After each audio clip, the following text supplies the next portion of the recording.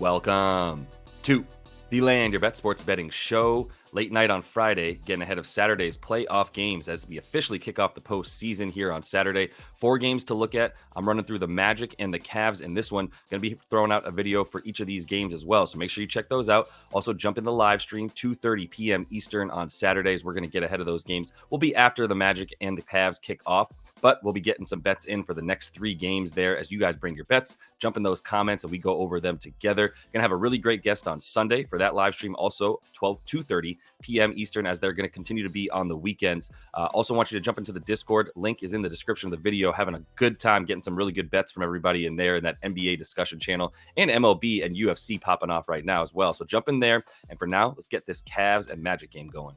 Everybody healthy here for Orlando, which has not been the case, and maybe that's why they are a 5 seed instead of making it into the play-in tournament or missing the playoffs entirely, as they've done for the majority of their time over the past couple of decades. But yeah, everybody here is going to be pretty healthy. You see the normal starting lineup in there for them, so nothing to really mention there. The only couple players here on the Cavs that we can't expect to see is going to be Craig Porter Jr., the youngster, and then also Dean Wade is going to be out in this one. Those are the only 2 dudes who are out, who might actually have received minutes for this Cavs team. Obviously, Donnie Mitchell and his actual health is going to be pretty up in the air still. We haven't really seen him like himself, essentially, since he came back from injury. We'll see if the extra time off with these play-in games that they avoided, we'll see if he is able to kind of come back and be the Donnie of old.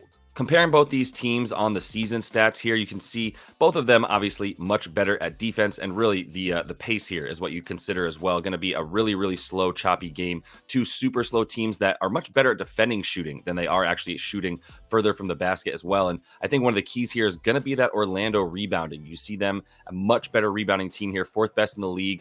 Cavs actually middle of the pack, which is underwhelming for what you expected from them. And like I said, both not really shooting super well, in the middle of the pack there with their effective field goal percentage, but pretty good at limiting shots, although they both are much better at limiting down low. So we'll see how that stacks up. I think there is going to be a lot of the Magic are better at defending the 3-point line. The Cavs are better at defending down low. So we'll see if the Magic are able to take advantage of the 3-point line and the Cavs are able to actually get down low and score near the basket.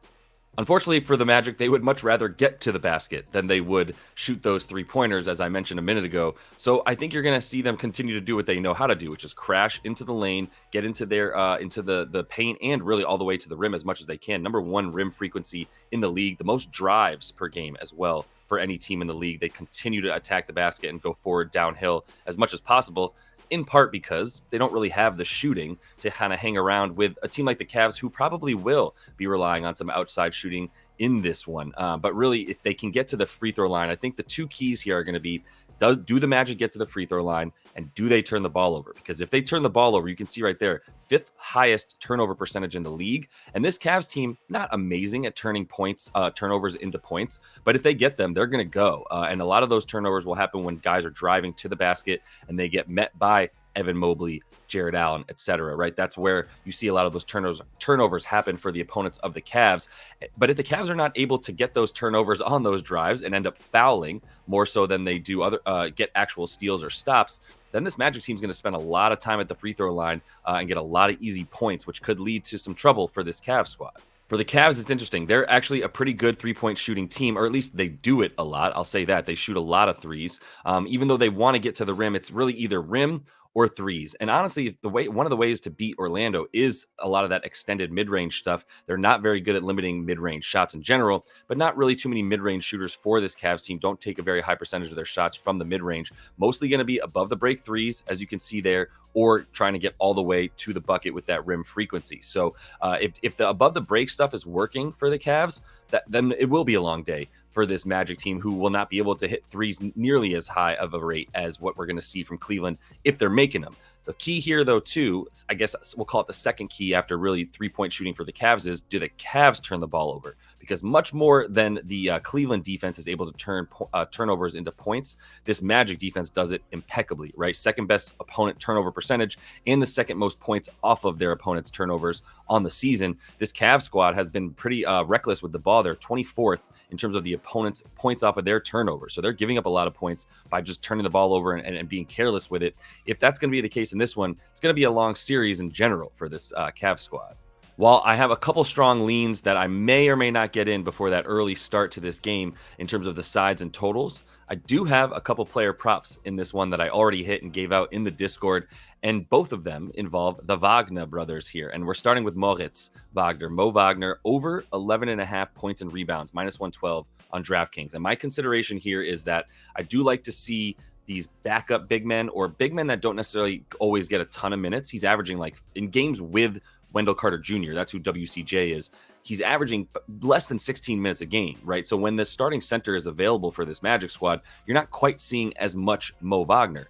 But when you play a team like the Cavs that has a plethora of big men and is so sort of dominant down low, where the focal point of their offense and defense is down low a lot, you really do need somebody in there to battle on the boards. That's why Mo Wagner, I see getting a bit more minutes in this game, as he has on the season against this team. So he's averaging 15.7 minutes with Wendell Carter on the season.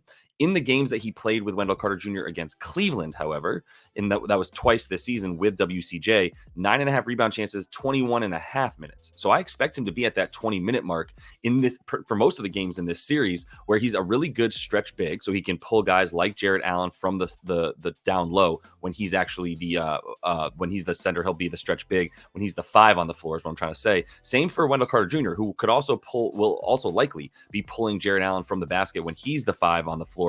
So both these dudes in there to do one thing, which is get rebounds and pull away these dudes from the basket on the offensive side of the ball. That's what Mo Wagner does super well. So with those rebound chances and the 10 field goal attempts per game that he's averaging on the season versus his team, in a really good spot to get his. Also, 8 free throw attempts in both of those games with Wendell Carter Jr. versus the Cavs this season. So got to the line a lot. He will be a big proponent of somebody who can help get in those bigs on the Cavs into foul trouble, get those easy points at the line for the Magic.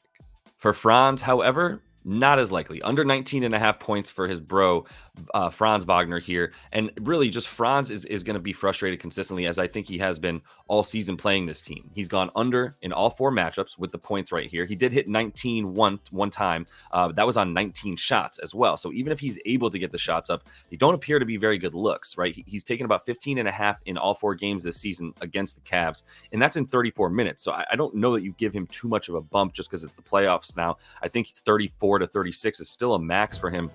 You don't want to wear him out right away, right? And also his first real playoff appearance, if you will. So it's not like you can expect him to come out and just be that awesome, but really where he wants to shoot from, because Franz has struggled shooting from deep this season and really for his career. He has not really turned into a quality deep shooter yet, but he does want to get into the lane. He drives more than anybody on this team. He's actually in the top 10 in terms of drives per game of any player in the league. So he takes 75% of his shots from inside the paint. 50% of them at the rim, and then another about 23% outside of the restricted area, but still in the paint. And that's where this Cleveland team is best. They give up the 4th fewest points in the paint, in the whole paint, wherever you are inside of it. And really, it's about Paolo in this game a lot more than anybody. Like the Cavs are weakest, similar to this Magic team, in the mid-range. And Paolo is the dude who shoots the most mid-range for this team. He's living a little bit further away from the basket as more of the point guard than anything for the Magic. He's the dude standing at the top of the key and out on the extended wing a little bit as well.